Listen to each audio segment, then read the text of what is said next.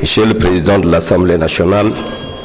Monsieur le Premier ministre, Monsieur le ministre et secrétaire d'État, chers collègues, je vais axer mon propos sur les préoccupations actuelles et très actuelles des territoires. Monsieur le Premier ministre, le gouvernement a mis plus de 140 milliards au mois de mai pour soulager les populations. Mais force est de constater que le résultat escompté n'a pas été atteint. Les prix ont tous flambé. Avez-vous évalué cette mesure? Pouvez-vous partager les résultats? Comment comptez-vous concilier la cherté de la vie et la levée des subventions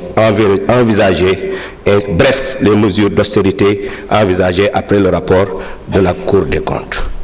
Monsieur le Premier ministre, le gouvernement, avec les conducteurs de deux roues, notamment les Jakarta, a adressé la question de la régularisation des papiers, ce qui est une bonne chose. Mais envisagez-vous de rallonger le délai au besoin?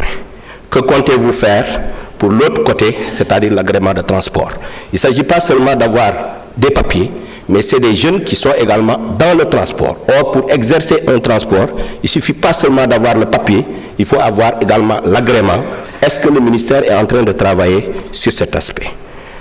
Je ne suis pas, Monsieur le Premier ministre, un guetteur de faux pas. Et c'est pourquoi j'ai un avis mitigé sur les déguerpissements. Parfois, je suis d'accord, parfois, je ne suis pas d'accord. Mais parfois, il y a une grande violence lorsqu'il s'agit de faire des déguerpissements. C'est pourquoi je pose la question, quelles sont les mesures prises pour accompagner les déguerpis? Ont-ils été recensés? Y a-t-il un suivi psychosocial? Avez-vous pris des mesures pour sécuriser, aménager les zones déguerpis pour éviter les réinstallations? Last but not least, Monsieur le Président de la République est entré à l'instant, ou bien dans quelques minutes, de voir les exécutifs territoriaux au niveau de Kaolack pour parler un peu de ce que l'on appelle les pôles territoires. Ce qui est une excellente chose, ce qui est attendu. Mais je souhaite que ces concertations soient élargies à tous les acteurs politiques et communautaires, mais également qu'il puisse lui-même présider également les autres activités et concertations qui se feront dans les autres 7 pôles territoires, parce qu'il sera très attendu, car tout le monde sait que la présence d'un président de la République dans des concertations aidera à relever le débat et à aider les populations à mieux soulever leurs préoccupations. Monsieur le Premier ministre, ma wax ko ci wolof xam nañ ne mois de mai bi passé bi gouvernement bi toogee jël na lu ëpp téeméer ak ñeent fukki milliards dugal ko pour dimbali askan wi lekk bi ak dund bi wàññeeku waaye gis nañ ne ceeb bi tey la gën a cher diw gi aussi cher na loolu moom moo jóge ci territoire yi léegi nag dañoo bëggoon xam est-ce que 140 milliards yooyu évaluer ngeen impact bi réel bi mu am ci askan wi beneen bi aussi mooy est-ce que bu fekkente ne def ngeen ko lan moo tax wàccul ni mu war a wàccee ba nit ñi mën a jot ci dund gi convenablement bi rapport bi génnee gis nañ ne am na ay mesures yu bëri yu ñu wax am na sax ñu tudd wàññi salaire am na ñu wax également dindi ay subventions loolu bu deñee nan ngeen ko mën a boolee ak jàppale askan wi ba dund gi mën a gën a yomb ñi ñuy tuddee jakartamaan wala ba borom moto yi gis nañ ne gouvernement bi jàppal na leen bu baax a baax pour ñu mën a am ay kayit waaye est-ce que te loolu mois de mars bii la war a jeex est-ce que envisagé ngeen pour yokk ko pour ñu mën a jot ñëpp ndax début bi amoon na tuuti résistance waaye actuellement acteurs yëpp ñu ngi collaboration boobu ñuy def est-ce que loolu warul tax ngeen yokkal leen tuuti bi ci mujj mooy dinañ leen joxe këyit waaye këyit googu mi ngi mel ni rek ku yor sa clando am ngay këyit waaye nag amoo agrément pour def activité lan ngeen ci xalaat. jërëjëf honorable député. Premier ministre mën nga jël kàddu indi sa tontu.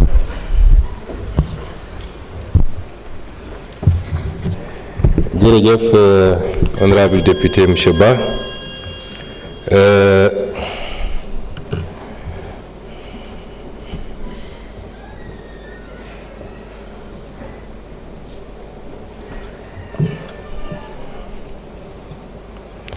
ñu ngi leen di gërëm ci seeni laaj muy laaj yu am solo njëkk nga laaj lu jëm ci mesures yi ñu jël pour wàññi dund bi li njëkk a fàttali mooy contexte bi ñu fekk réew mi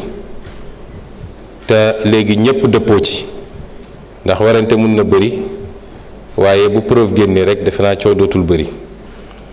contexte boobu ku ci def ay effort pour wàññi dund gi effort yu extraordinaire nga def ndax état moo doy waar état c'est des équilibres à gérer muy équilibre yoo xam ne léeg-léeg day sensible trop ki la naan yokkal ma sama salaire moo la naan wàññil ma dund gi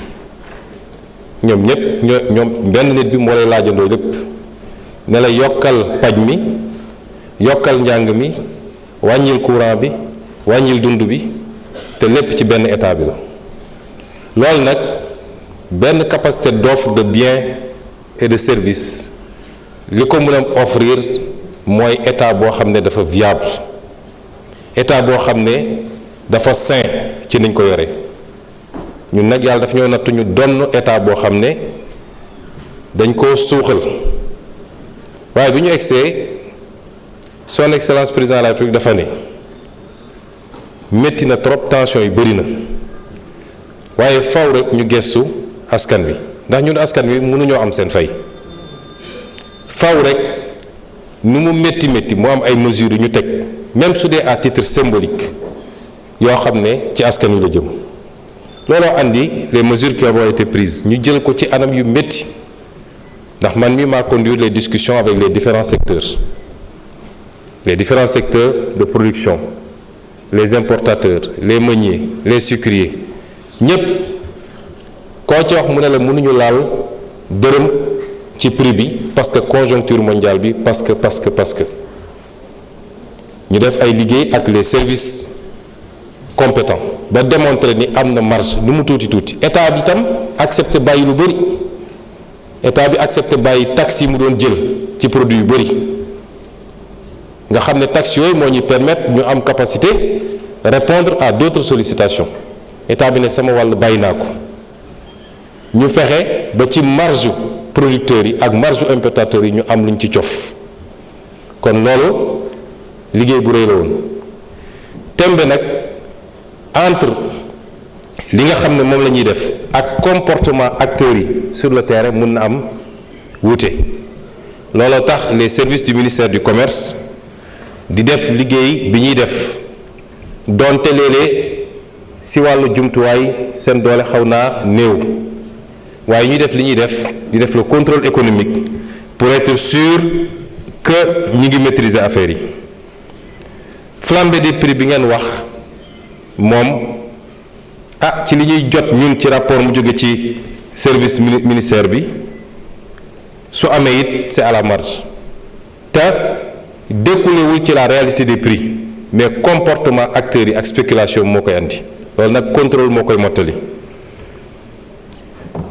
am na it ci li ngeen laaj yoo xam ne mi ngi ñëw suñu kanam ndax am na liggéey boobu ba léegi tooguñu kon nañ def liggéey bi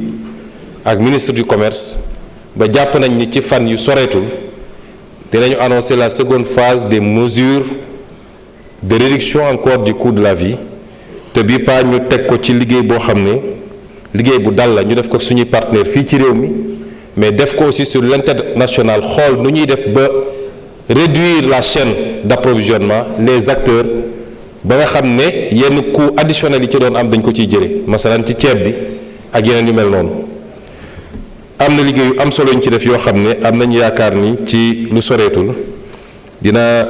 am loo xam ne kilifa réew mi dina ko jébbal Sénégalais yi incha allah waaye prix yu bëri fi mu ne nii prix yu stable la lii nag ñu yàgg wax ni solution bi nekkul ci lii solution bi mi ngi nekk ci naka la ñuy def ba produire ñun loolu mooy suñu perspective ñun parce que réew moo xam ne la ëpp li ngay soxla da nga koy jéggaani tu dépends du marché de l'étranger et des chocs exogènes laaj ngay lu jëm ci subvention yi neew ñu dañ koy lever de manière brutale et aveugle dañu ne subvention bi mënatuñu ko bàyyi nga def subvention par exemple ci produit pétrolier bi ki am ay milliards ak ki amul dara ñoo ci yem ñoom ñëpp ils bénéficient de la subvention moo tax ñu ne subvention bi léegi dañ koy def subvention ciblée wala sax ñu éliminer ko mais remplacer ko par les transferts à partir du fichier RNU ñi nga xam ne ñooy néew di doole dëgg ñu defal leen ay transferts yu ñu jot mais tey boo defee subvention aveugle ñi ciy gën a bénéficier wu ñoom soxlawuñ ko ndax am nañ ñu jënde kon ñu dalal xelu sénégalais ni ñii nga xam ne ñooy néew ji doole ci produits pétroliers yi ci électricité bi ci yeneen ak yeneen ñoom dinañu continuer di am ndimbalu état bi amaana sax dinañu yokk ndimbal googu parce que boo ci génnee ñi mën nga yokkal tuuti ñi mënut loolu tam ñu leeral ko affaire deux roues yi liggéey bu am solo def nañ ko ci jàpp ma sax ni résistance bu am solo amoon na manipulation amoon na ci ak yeneen yoo xam ne xam nañu soubassement yi waaye loolu indication rek la indicateur la rek ni li ñuy wax ak sénégalais yi mooy sénégalais yi ñoo ne dañoo bëgg changement dañoo bëgg réew mu tegu ci yoon réew mi baax ñun mandat boobu lañ ñu jox loolu nag kilifa buñ la falee ne la dañoo bëgg réew mu tegu ci yoon bu dee loo yëkkati ñu ne arrangé wul kuréelu sàngam nga dellu gannaaw doo mës a defar réew mi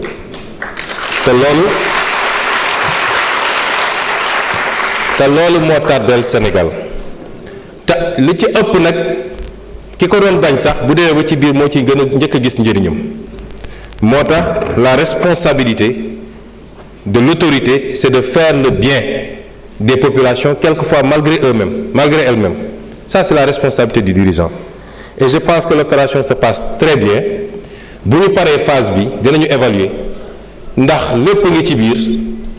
ci lu ñu war a régulariser ñi nga xam ne mënuñu régulariser lu ci bëri problème mu papier la CMC wala yu mel noonu ci biir am na ñoo xam ne ils sont de bonne foi am na ñoo xam ne moto yoo xam ne la dañ koo def affaire u séeréer kon mënuñu dajale lépp ne dañuy régulariser l'opération se passe très bien li ci ëpp ci ñoom régulariser nañ la ci des nag on verra au cas par cas incha allah bu ñu ci tollee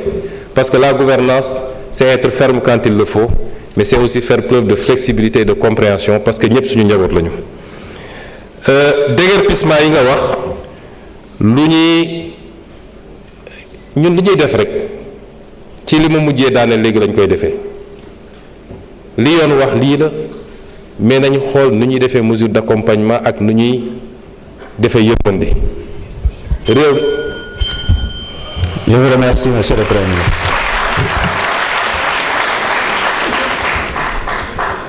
Honorable député Matar Sylla, vous avez la parole.